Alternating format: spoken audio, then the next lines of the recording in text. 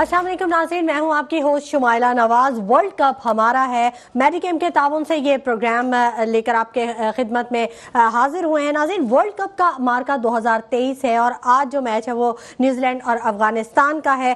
कल बड़ा ज़बरदस्त मैच रहा नीदरलैंड और साउथ अफ्रीका का, जिसमें प्रिडिक्ट यही किया जा रहा था कि नीदरलैंड जो है शायद उसको शिकस्त का सामना करने पड़े, और साथ ही साथ मौसम से भी आगाही दी गई थी कि अगर एक पॉइंट भी मिल जाता है नीदरलैंड को तो उसके लिए अच्छा होगा, क्योंकि वो 2 मैचेस हार चुका है।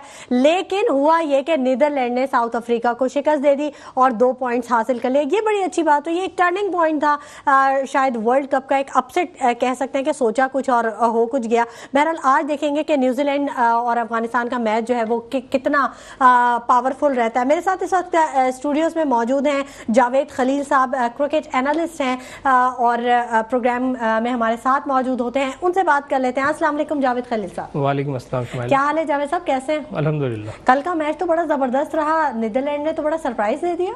जी बिल्कुल, जिस तरह से नीदरलैंड की टीम खेल रही थी कल आखिरी के 8-10 ओवरों में, जिस तरह उन्होंने बैटिंग की है, उनके बैट्समैन गो के उनकी विकेटें गिर रही थी, लेकिन जिस दीदा दिलेरी से वो लड़े हैं देखने के काबिल था। जो उन लोगों ने स्कोर कर दिया था 245 रन और 246 रन का हदफ दिया था साउथ अफ्रीका को, जबकि बारिश भी थोड़ा सा इस मैच पर असरअंदाज हुई थी और 7 ओवर उनके कम भी हो गए थे। लेकिन 43 ओवर में एक ये बहुत ज़्यादा जो है फाइटेबल स्कोर था और वही हुआ कि बिलाखिर जो है साउथ अफ्रीका की टीम इतने बड़े नाम के साथ जिस तरह से वो पिछले 2 मैच जीती हुई थी, लेकिन वो परफॉर्मेंस वो सेकंड बैटिंग में देने में कामयाब नहीं हुई और नीदरलैंड ने बहुत शानदार विक्ट्री हासिल की है। और ये 2 पॉइंट जो है उनके लिए बहुत ही अहमियत के हामिल हैं और मैं समझता हूँ कि अगले मैचों में भी उनका मोराल हाई होगा और यकीनी तौर पे वो कोशिश करेंगे। जहां उन्हें इतनी बड़ी टीम के ख़िलाफ़ कामयाबी मिली है, साउथ अफ्रीका जैसी एक मजबूत टीम को उन्होंने हराया है, जो कि साउथ अफ्रीका जिन्होंने आते ही पहले मैच में श्रीलंका के खिलाफ 428 रन किए थे और तकरीबन 100 और 102 रन से वो मैच भी जीता था उन्होंने। तो मैं यही समझता हूँ कि अब नीदरलैंड के हौसले भी बुलंद है। जिस तरह नीदरलैंड से हॉकी के खिलाड़ी जो है वो बॉबलैंडर बड़े मशहूर थे, वो बहुत ही ज़्यादा जो है वो स्पेशलिस्ट थे प्लेंटी कॉर्नर लगाने के, और उसके बाद पाकिस्तान में फिर सोहेल अब्बास का भी नाम हुआ था। इसी तरीके से अब मैं समझता हूँ जिस तरह हॉकी में उनके प्लेयर निकल के आए थे, अब एक ये 2 पॉइंट मिलने के बाद उन्हें मैं समझता हूँ कि उनके लिए क्रिकेट के दरवाजे मजीद खुल गए और जो उनकी टीम के अंदर पीछे बेंचों में लड़के बैठे होंगे, यकीनी तौर पे उनको भी बहुत ज़्यादा हौसला मिला होगा और मैं समझता हूँ कि अब उन्हें जो है और आगे की तरफ बढ़ना चाहिए। हाँ बिल्कुल, ये बात तो ठीक कही आपने खलील साहब के हौसला मिलता है, एप्रिसिएशन बहुत ज़रूरी है किसी भी काम में। कोई भी आप ले लें, और स्टूडेंट्स के लिए, ख्वाह वो क्रिकेट का स्टूडेंट हो या तालीम के मैदान में वो बैठा हो, स्टूडेंट्स के लिए बहुत ज़रूरी है कि उनकी हौसला अफजाई करें। उस्ताद जो होता है वो उसका मेंटोर होता है और वो उसी को फोकस करके चल रहा होता है। जहाँ पे सिखाने वाला या बताने वाला उसको डिसअपॉइंट कर दे या डिसहार्ट कर दे तो उसका दिल थोड़ा सा टूट जाता है, क्योंकि बचपना तो बहरहाल रहता है ना उसमें। और क्रिकेट में तो एक मुझे ऐसा लगता है, आप तो खैर एनालिस्ट हैं, लेकिन मुझे ऐसा लगता है क्रिकेटर्स में या शायद किसी भी खिलाड़ी में एक जो बचपने का अंसर होता है ना, वो हमेशा रहता है।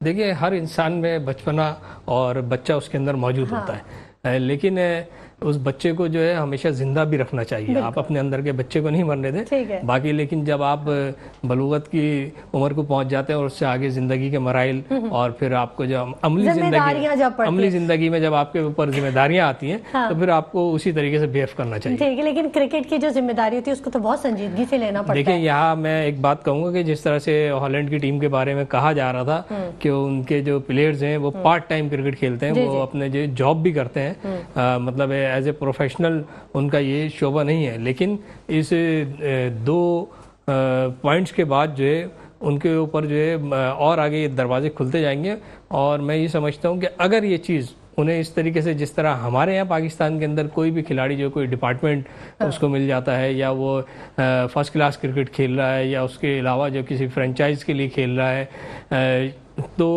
या पाकिस्तान की टीम में आ जाता है, तो वो जो है मेंटली फ्री रहता है, क्योंकि उसे मालूम होता है कि सिर्फ उसे खेल ही जो है उससे जो है उसको रोज़गार लगा हुआ है और यही खेलना है, उसे उसी को पेशा बना लेते हैं। लेकिन यहाँ हॉलैंड की टीम के लिए ये पेशा नहीं है। लेकिन मैं समझता हूँ अगर उन्हें ये मौके मिल जाएं जो पाकिस्तान में या दीगर मुल्कों के खिलाड़ियों के पास हैं, तो मैं समझता हूँ हॉलैंड जिस तरह से हॉकी में उन्होंने अपना नाम बनाया था, बिल्कुल इसी तरीके से क्रिकेट में भी नाम बना सकते हैं। बिल्कुल आपने सही कहा, जब एक जॉब की तरह खेला जाए, उसको फुल कंसंट्रेशन के साथ, आपने खेलना ही वही है, काम ही वही करना है, काम वही है, तो फिर तो ऑब्वियसली वो काम जो होता है वो ज़्यादा निखर के सामने आ जाता है।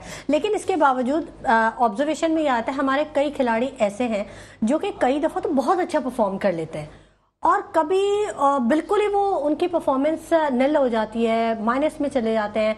तो इसकी क्या कोई ख़ास वजह होती, कोई प्रेशर बिल्डअप हो जाना या कोई सेहत के मामलात या कुछ ऐसा हो जाता है? देखिए, मैं आपसे यही बात कर रहा था ना कि प्रोफेशनलिज्म जो है हमारी टीम के खिलाड़ियों में वो दिखाई नहीं देता, जो हमें ऑस्ट्रेलिया की टीम में, इंग्लैंड में, न्यूजीलैंड में, साउथ अफ्रीका में, ये बड़ी 4 टीमें जो है पहले मानी जाती थी और अभी भी इसमें जो है ये टीमें मानी जाती हैं।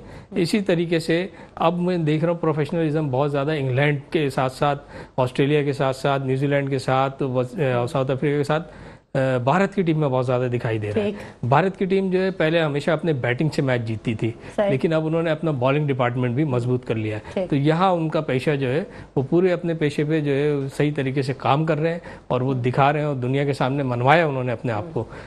इसी तरीके से अगर पाकिस्तान की टीम के आपने खिलाड़ियों की बात की कि वो नज़र नहीं आता, एक मैच में बिल्कुल जो है वो सेंचुरी मार रहे होते हैं और दूसरे मैच में जो कुछ नहीं कर सकते हैं। तो यहाँ पे जो है वो प्रोफेशनलिज्म जो है इसी चीज़ का नाम है कि कंसिस्टेंसी जो है, मुतवातिर आपने परफॉर्मेंस देनी है।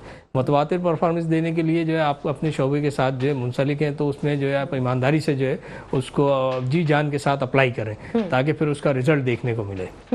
मैनेजिंग लेवल पे भी कुछ फ्लॉज ऐसे होते हैं जिनसे खेल पे असर पड़ सकता है, टीम पे असर पड़ सकता है, क्योंकि मैनेजमेंट बहरहाल अपना किरदार जब सही अदा ना करे, दुरुस्त ना करे, तो ऑब्वियसली प्रेशर तो आता है ना टीम पर। देखिए, खिलाड़ी को मेंटली इतना मजबूत होना चाहिए कि उसके ऊपर जो है किसी भी तरीके से अगर प्रेशर आ रहा है तो उसको हैंडल करना चाहिए कि किस तरीके से मुझे हैंडल करना है। क्योंकि हमारे यहाँ के जो खिलाड़ी हैं उन्हें जो है वो ज़हनी तौर पे मजबूत होते हैं, क्योंकि वो जिस कंडीशन से निकल करके आते हैं अपनी ग्रास रूट से और जो मराहिल तय करके आते हैं वो मेंटली बड़े टफ होते हैं। लेकिन जब वो टीम के अंदर पहुँच जाते हैं तो वो रिलैक्स हो जाते हैं। वहाँ उन्हें रिलैक्स नहीं होना है, अपनी जो जहनी कैफियत है उसको जो है संभाल के रखना है और उसके ऊपर पूरी तवज्जो देनी है कि जिस मेहनत के साथ उसने पाकिस्तान की टीम में जाके जगह बनाई है, तो उसी मेहनत के साथ पाकिस्तान की टीम में रहते हुए पूरी दुनिया के जो लोग उन्हें देख रहे हैं, पाकिस्तान के लोग, तो उस तरह की परफॉर्मेंस दें ताकि उनकी मेंटल टफनेस का जो है दुनिया को पता लगे कि ये खिलाड़ी जो है मेंटली बड़े टफ हैं और इनसे लड़ने के लिए जो है दीगर हरबे इस्तेमाल किए जाए, क्रिकेटिंग सेंस के साथ जाया जाए। ठीक है।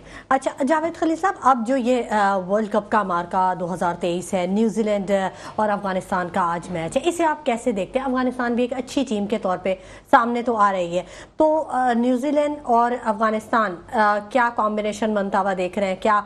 क्या शायकीन को कितना अट्रैक्शन होगा इस मैच में? देखिए, मैं ये समझता हूँ मैच बहुत टाइट होगा। अच्छा। क्योंकि तकरीबन जो है न्यूजीलैंड ने 255 रन के ऊपर स्कोर कर लिए थे और जिस तरह से कल नीदरलैंड का मैच हुआ वो बिल्कुल ही समझ लेंगे तकरीबन 38 रन से जो है वो साउथ अफ्रीका की टीम हार गई। तो क्लोज जाते जाते मुझे ये मैच भी ऐसे ही लग रहा है कि अफगानिस्तान ने पहले टॉस जीता और उन्होंने पहले बॉलिंग करने का फैसला किया, न्यूजीलैंड को बैटिंग की दावत दी और उन्होंने कंटेन किया है किसी हद तक। तो मैं समझता हूँ न्यूजीलैंड के पास भी जो है बड़े वर्ल्ड क्लास बॉलर हैं, फील्डर हैं, तो ये बड़ा क्लोज जाएगा मैच और आखिरी के 5 ओवर्स में मैं समझता हूँ कि कहीं जाके ये फैसला दिखाई देगा और बर्तरी तो यकीनी तौर पर न्यूजीलैंड को हासिल है। अच्छा, ये हमने कल भी बात की थी कि बर्तरी साउथ अफ्रीका को हासिल है, लेकिन एंड पे हमने देखा कि जो प्रेशर साउथ अफ्रीका ने बनाया हुआ था 2 मैचेस जीत का, वो नीदरलैंड ने उसको बिल्कुल ही ड्रेन कर दिया। उसने मतलब अच्छी परफॉर्मेंस करके, तो यहाँ पे भी ये हो सकता है क्योंकि अफगानिस्तान के पास बॉलिंग अटैक अच्छा है। जी, बॉलिंग तो उन्होंने पहले कर ली है, अब उन्होंने जो है तकरीबन रन भी जो है स्कोर बोर्ड पे इतने नहीं लगने दिए और न्यूजीलैंड की टीम को जो है थोड़ा सा उन्होंने परेशान किया है। लेकिन उनके पास भी बहुत अच्छे बॉलर हैं और पिच का बिहेव भी देखना पड़ेगा, खुसूसन उनके फास्ट बॉलिंग जो है वो बहुत शानदार है न्यूजीलैंड की। और मैं समझता हूँ कि जिस तरह से मैंने आपको बताया कि मैच जो है क्लोज जा कर के जो है फिनिश होगा और किसी भी टीम को जो है इसके अंदर इतना एज हासिल नहीं है, लेकिन थोड़ी सी जो बरतरी मैं न्यूजीलैंड को इसलिए दे रहा हूँ कि उनके पास जो बॉलिंग साइड है वो किसी भी दुनिया की दूसरी टीम को तहस नहस करने की सलाहियत रखती है। अफगानिस्तान एक उभरती हुई टीम है, गो के उन्होंने इंग्लैंड को शिकस्त दी, लेकिन मैं ये समझता हूँ कि न्यूजीलैंड के जो बॉलर हैं और फील्डर हैं वो पूरी तरह से जान लगाएंगे, क्योंकि उन्होंने जिस तरह से इस टूर्नामेंट में एंट्री दी थी और श्रीलंका के खिलाफ 428 रन किए थे, तो मैं समझता हूँ उनके बैट्समैन जो पूरी सलाहियत रखते हैं। उन्होंने तो अपना काम कर लिया, लेकिन बॉलर जो है न्यूजीलैंड का ट्रैक रिकॉर्ड भी अच्छा है। जी बिल्कुल, अगर आप देखें तो जिस तरह पिछले वर्ल्ड कप के अंदर जो है वो रनर अप रही थी और इंग्लैंड को जिस तरह से जितवा दिया गया, और वो कानून भी इस मरतबा जो है टूर्नामेंट के अंदर चेंज कर दिया गया है कि किसी भी टीम की अगर बाउंड्रीज ज़्यादा है तो उसको जो है जीत नहीं दी जाएगी, बल्कि सुपर ओवर उस वक्त तक होता रहेगा जब तक कि मैच का फैसला सुपर ओवर में ना हो जाए। अच्छा, आज कोई मौसम का अमल दखल तो नहीं है मैच में? नहीं, मौसम में इतना ज़्यादा तो नहीं है। मैच अपने टाइम पे शुरू हो करके अब एक इनिंग तकरीबन हो गई, अब देखना पड़ेगा कि दूसरी इनिंग में कैसा रहता मौसम। हाँ, और शायकीन क्रिकेट जो है उनका कैसा रिस्पांस है अब ये अफगानिस्तान और न्यूजीलैंड वगैरह पे? क्योंकि जब पाकिस्तान और इंडिया का मैच होता है तो तब तो बड़ा जोश व जज्बा और बड़े वो होते हैं। हालांकि पाकिस्तानी शायकीन के लिए थोड़ा सा इसमें प्रॉब्लम आया कि उन्हें वीज़े नहीं मिले, सहाफ़ियों को वीज़े नहीं दिए गए और बहुत सारी चीज़ों में उनको पीछे रखा गया, लेकिन इसके बावजूद अब आज के मैच में क्या रिस्पॉन्स देख रहे हैं आप शायकीन का? नहीं, मेरे ख्याल में इतने ज़्यादा शायकीन नहीं आते इस किस्म के मैचेस के अंदर। अच्छा। जहाँ रिवायती हरीफ टकरा रहे हो वहाँ तो आपको शायकीन की तादाद देखने को मिलती है। हाँ। लेकिन जिस तरह से आपने देखेंगे हमारे कोच जो है पाकिस्तानी टीम के मिकी आर्थर, उन्होंने भी कहा कि ये ICC से ज़्यादा जो है ये BCCI का टूर्नामेंट लग रहा है, तो वहाँ पे उस किस्म के जो इंतज़ामात भी नहीं है। मैच टूर्नामेंट शुरू होने से पहले जो स्टेडियम की हमें तस्वीरें आ रही थी उसके अंदर दिखाया जा रहा था कि किस तरीके से जो कुर्सियाँ गंदी हैं, टूटी फूटी हैं, ग्राउंड की सफाई नहीं हुई हुई है, तो बहुत सारे नेगेटिव पहलू भी जो है मतलब जो इंतजामिया है वो खुद भी इतनी इंटरेस्टेड नहीं है, वो कह रही बस ठीक है। तो इसका तो मतलब ये हुआ खलील साहब कि मैच जो है वो सिर्फ रिवायती हरीफों के दरमियान में होना चाहिए। बिल्कुल ताकि उसका कुछ आउटपुट तो वहीं से जो है ये सारा रेवेन्यू जनरेट कर रहे हैं। हाँ। ICC जो है जहाँ रिवायती हरीफ टकराते हैं वहाँ तमाशाइयों की तादाद आप देखेंगे बहुत ज़्यादा होती है। हाँ। और अब देखें आगे क्या होता है। हमने तो ये देखा है कि रिवायती हरीफ ना भी हो, लेकिन पाकिस्तान में जब मैचेस होते हैं तो वो एक जोश जज्बा अलग ही होता है। खेल को खेल की तरह अगर लिया जाए, एक टूर्नामेंट को या एक वर्ल्ड कप के मार्के को एक उस इवेंट के हिसाब से देखा जाए तो ज्यादा बेहतर होगा। आप बिल्कुल सही कह रही हैं, लेकिन जिस तरह आपने कहा कि इंतजामिया को तो अपना काम करना चाहिए, बिल्कुल करना चाहिए था। अब यहाँ देखिए पाकिस्तान में 2009 के बाद जब क्रिकेट लौट करके आई तो पहले से इंतजामात किए गए और स्टेडियम को जो है पूरी तरह से जो है रिनोवेट किया गया और उस पर जो है शेड भी जो है नए लगाए गए, कुर्सियाँ नई लगाई गई। तो जब शायकीन को सहूलत मिलेगी, शायकीन देखेंगे कि भाई फैसिलिटेटेड किया जा रहा है उन्हें, तो यकीनन ग्राउंड का रुख करेंगे। तो इसी तरह से जो है इस वर्ल्ड कप के अंदर मुझे इंडिया की इतनी दिलचस्पी दिखाई नहीं दी, जहाँ मैंने आपको बताया कि ये ग्राउंड में उन्होंने इंतजाम सही नहीं रखे हुए थे। उसके अलावा आप देखें कि उन्होंने अपनी ओपनिंग सेरेमनी जो है वर्ल्ड कप की वो रोक दी थी। तो अब किन वजूहात पर रोकी थी, लेकिन जब उन्होंने जिस दिन की है तो ऐसा लगता है कि शायद गजा के ऊपर अटैक करने के बाद वो शायद उन्होंने जश्न मनाया है, इंतजार कर रहे थे, बिल्कुल कुछ ऐसा लगा है यहाँ। हाँ, लेकिन कहा तो उन्होंने ये था कि सिक्योरिटी पॉइंट ऑफ व्यू से हमने ये जो है इसको डिले किया है। देखिए सिक्योरिटी पॉइंट ऑफ व्यू से तो किसी ने ट्वीट कर दिया था कि भाई हम जो है मोदी साहब को भी उड़ा देंगे, पाकिस्तानी टीम को भी उड़ा देंगे तो उन्हें पकड़ भी लिया गया। तो किसी के एक ट्वीट पे जो है इसी तरीके से पाकिस्तान में भी हुआ था, न्यूजीलैंड की टीम आ करके वापस चली गई थी। तो इतने ज़्यादा थ्रेड ट्वीट के ऊपर नहीं होता है। हाँ, जब सीरियस थ्रेड होते हैं आपकी एजेंसियाँ किस लिए हैं उन्हें मालूम होता है। बिल्कुल बिल्कुल। नाज़रीन, गुफ्तगू के सिलसिले को हम आगे बढ़ाएंगे और मज़ीद जो हमारे गेस्ट हैं वो भी अब आ चुके हैं और डॉक्टर बुलंद इकबाल साहब भी तशरीफ़ ले आए हैं। ब्रेक के बाद हम हाजिर होंगे एक मरतबा फिर, कहीं नहीं जाइएगा, हमारे साथ रहिए।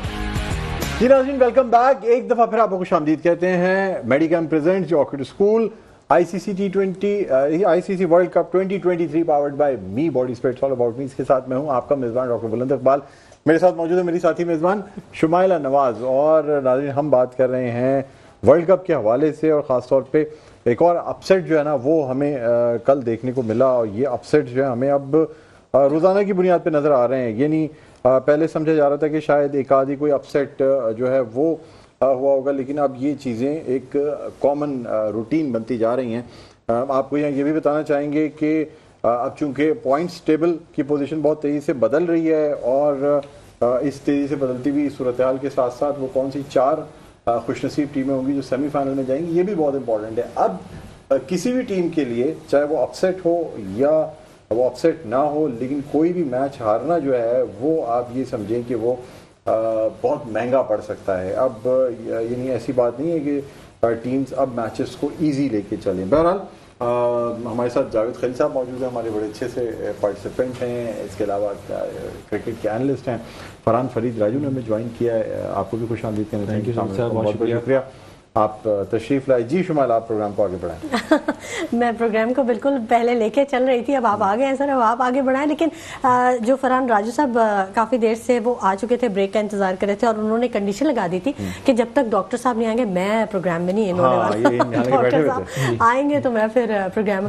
फरहान साहब, आज जो मैच है अफगानिस्तान का, और तो कैसे देखते हैं आप आज के मैच को कि कितना फेवरेबल होगा अफगानिस्तान के लिए? एक मजबूत टीम तो है, अच्छा उसने टारगेट भी दे दिया और बॉलिंग अटैक भी बड़ा अच्छा रहा। अब आगे क्या सिचुएशन देख रहे हैं? शुक्रिया शुमाइला। देखें, जिस तरह आज अफगानिस्तान ग्राउंड में उतरा था, उनके पास एक बहुत बड़ी जीत थी, बहुत बड़ा अपसेट करके आए थे, एक बड़ी टीम इंग्लैंड की टीम को शिकस्त देके आए, तो वो नजर भी आया उनकी बॉलिंग के अंदर। आज वो बॉलिंग में पहले आए तो ऐसा लग रहा था कि 4 विकेट जब गिरा दी थी 110 के स्कोर पे, तो उस वक्त अफगानिस्तान के फील्डर जो है थोड़ा सा रिलैक्स कर गए। 4 कैच छोड़े न्यूजीलैंड जैसी मजबूत बैटिंग लाइन के, 2 कैच राशिद खान की गेंदों पे छूटे, तो उसी वजह से स्कोर तकरीबन 289 के करीब पहुंच गया।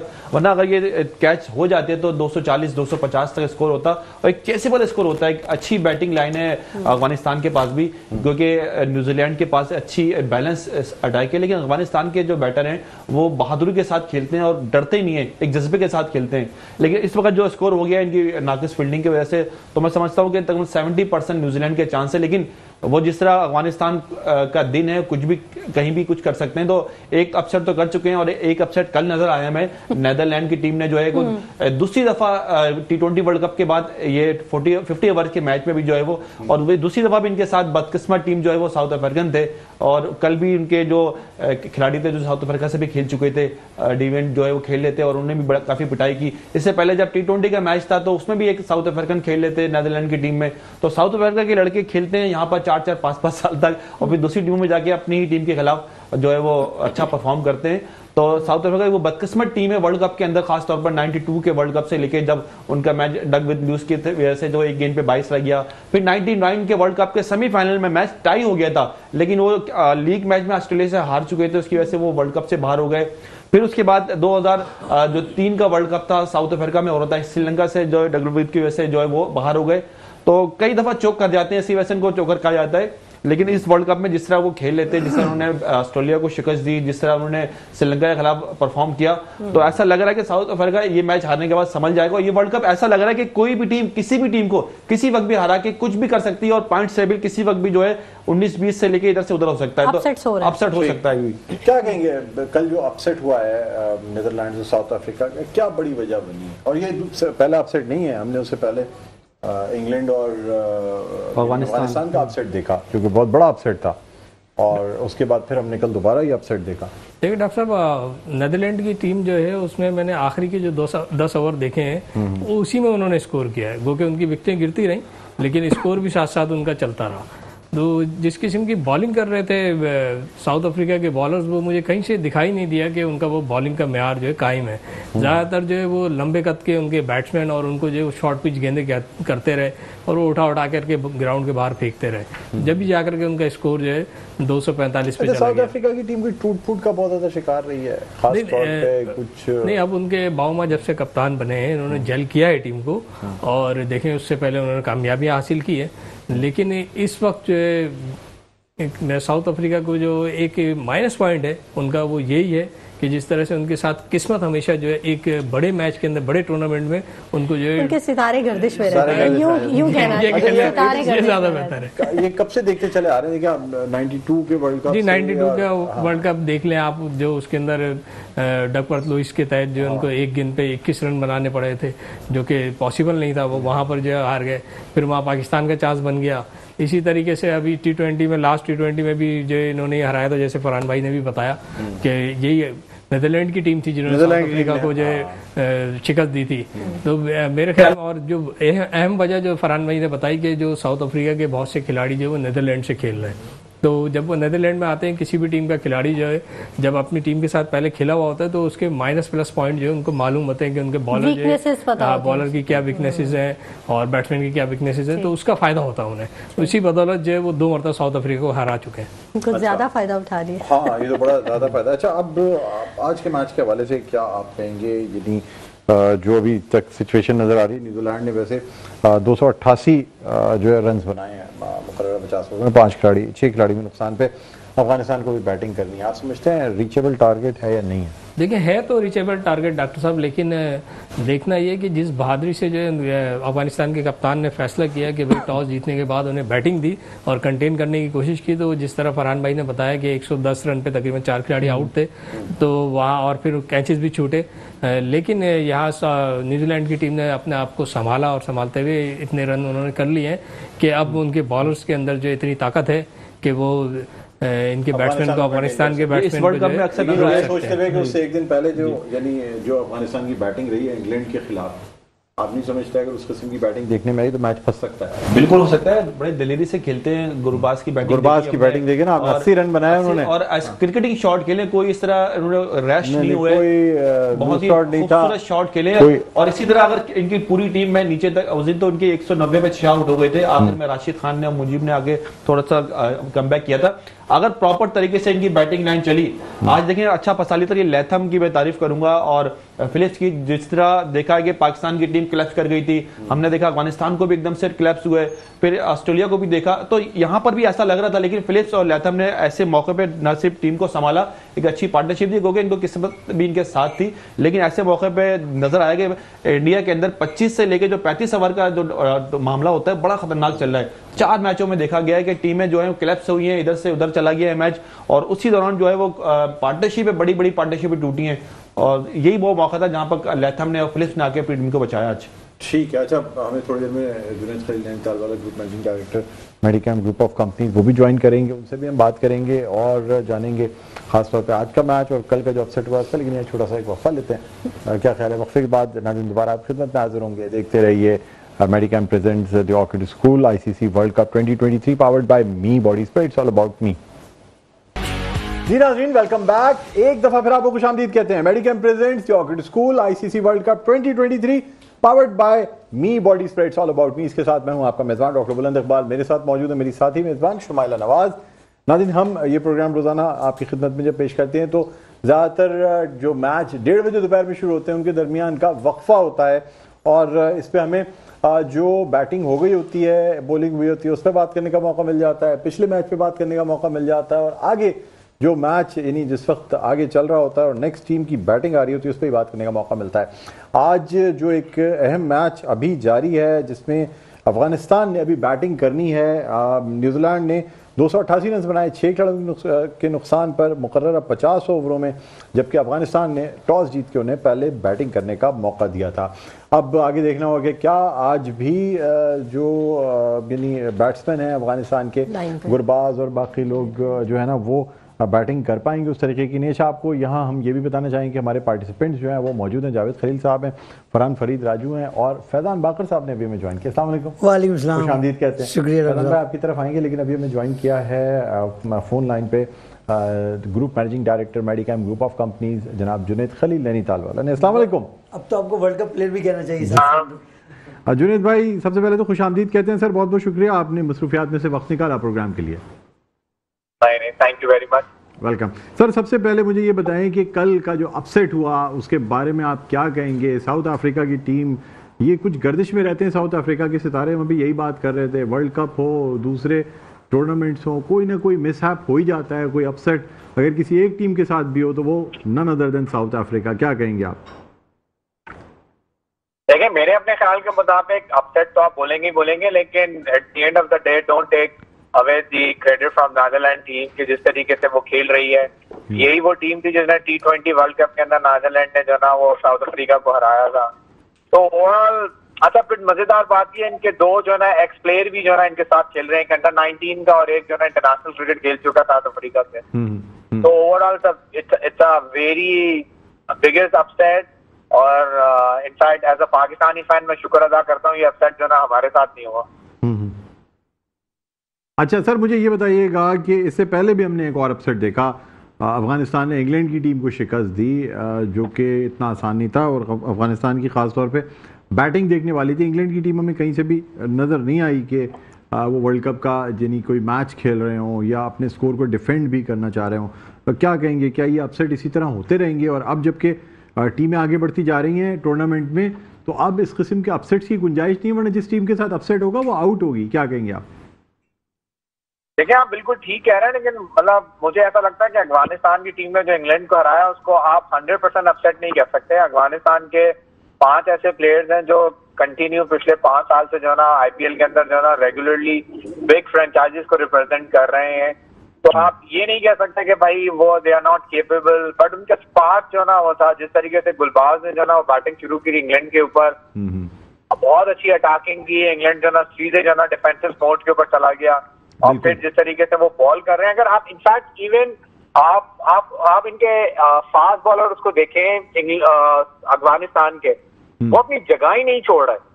मतलब इन स्विंग सीधे विकेट के अंदर, आउट स्विंग जो ना मतलब आपका जो ना बाहर, और मतलब I think they are very well prepared कि वो चेन्नई का ग्राउंड हो या दिल्ली का ग्राउंड हो। I think they are reading the wicket मतलब जिस तरीके से किसी भी टीम को रीड करना चाहिए, इस तरीके से जो ना वो प्रॉपरली जो ना वो विकेट को रीड कर रहे हैं। आई थिंक आज के मैच में भी उनकी थोड़ी सी बैड लग, अगर शुरू में वो 2 कैचेस वो होल्ड कर लेते तो मे बी जो ना वो न्यूजीलैंड ये 280-290 नहीं बना सकती। सर क्या समझते हैं, अभी भी 288 रन अनरीचेबल नहीं है? आप समझते हैं Afghanistan will try for it and chances हैं कि अफगानिस्तान शायद कोई फिर से अपसेट कर जाए?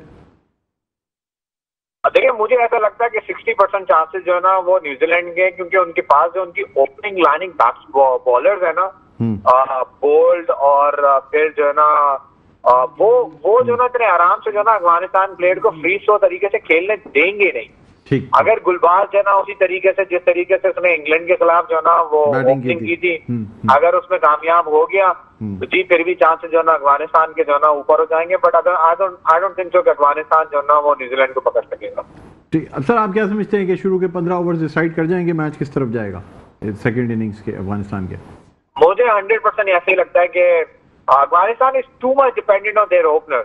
देखिए, आखिर में आके 50 रन 100 रन 70 रन बनाना जो है ना अफगानिस्तान के लिए कोई बहुत बड़ी बात नहीं है, लेकिन जो बेसिक इनकी जो फाउंडेशन बनती है वो ओपनर के ऊपर ही बनती है। जिस तरीके से आपने गट्स देखे ना गुलबाज के, जिस तरीके से वो पिछले 2 साल से खेल रहा है, चाहे वो आईपीएल हो चाहे वो पीएफएल हो, जिस तरीके से वो तमाम दुनिया के बेस्ट बॉलर्स को जो ना वो अटैक करता है, I think they are very well prepared. ठीक है। और सर कल एक और मैच भी, इंडिया वर्सेस बांग्लादेश, क्या समझते हैं बांग्लादेश के चांसेस कुछ बनते हैं? देखिए, अगर ऑन पेपर आप बोले तो बिल्कुल नहीं बनता, लेकिन जिस तरीके से इस वर्ल्ड कप का फॉर्मेट है, हमने इंग्लैंड का अपसेट देख लिया, हमने साउथ अफ्रीका का अपसेट देख लिया, तो आई होप कल हमें एक और अपसेट देखने को मिले।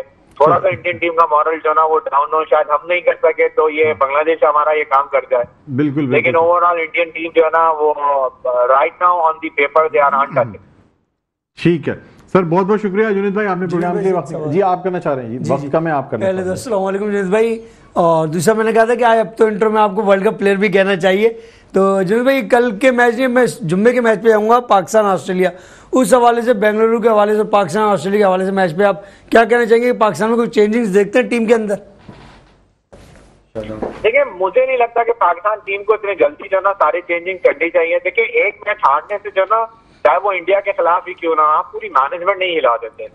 आप आई थिंक हमें थोड़ा सा सब्र करना चाहिए, हमें थोड़ा सा टीम के ऊपर जो है ना वो रिलाई करना चाहिए। This is the best option we have. अब हम कुछ भी नहीं कर सकते, हम पूरे 4 साल की मेहनत के ऊपर आके जो है ना वो एक दिन के एक मैच के ऊपर आके किसी को जो है क्रिटिसाइज नहीं कर सकते। हाँ, मे बी अगर वो एक चेंजिंग करना चाहे तो मे बी ओपनिंग स्लॉट के अंदर, या फिर जो है ना वो आपका शादाब को बिठा के जो है ना उसामा मीर को ला सकते हैं। ठीक है, बहुत बहुत शुक्रिया जुनेद भाई। जी आपने प्रोग्राम के वक्त निकाला। नाज़रीन प्रोग्राम का वक्त इख्तिताम के करीब है, लेकिन फैज़ान बाकर साहब ने चूँकि अभी ज्वाइन किया, इसलिए फैज़ान बाकर साहब के कमेंट जानना चाहेंगे, क्या कहेंगे सर आज के मैच के हवाले से? आज का मैच मुझे ये लगता है कि न्यूजीलैंड आसानी से जीत जाएगा, क्योंकि हर बार अफगानिस्तान की बैटिंग का इतना अच्छा फ्लो देखा नहीं है पास्ट में। कंटिन्यूसली 280 चेज करना है, क्योंकि जैसे जुद भाई ने कहा कि वो अपने ओपनर्स पर डिपेंड करते हैं, और साथ साथ उनका एक बड़ा मसला ये है कि जब वो आउट होने पे आती है टीम तो बिल्कुल ड्रेल साबित हो जाते हैं, और वो बहुत जल्दी, क्योंकि सब स्मैशर्स हैं, उनके पास कोई बारी लेने वाला एक नबी के अलावा ऐसा कोई प्लेयर नहीं है जो लंबा खेल सके और उसको रन बना सके उस तरीके से। तो फिलहाल मेरे भी राय कि 60% न्यूजीलैंड की तरफ मैच जा गया है। वो कैचेज होते तो शायद अब मैच 200 पर रहता। चलें बहरहाल बहुत बहुत शुक्रिया आपका जावेद खलील साहब, आपका बहुत बहुत शुक्रिया फरहान फरीद राजू साहब, आपका बहुत बहुत शुक्रिया। नाज़रीन प्रोग्राम का इख्तिताम पर पहुंचता है, मुझे बुलंद इकबाल को, मेरी साथी मेज़बान शुमाइला नवाज़ को इजाज़त दीजिए। अपना बहुत ख्याल रखिएगा। अल्लाह हाफ़िज़।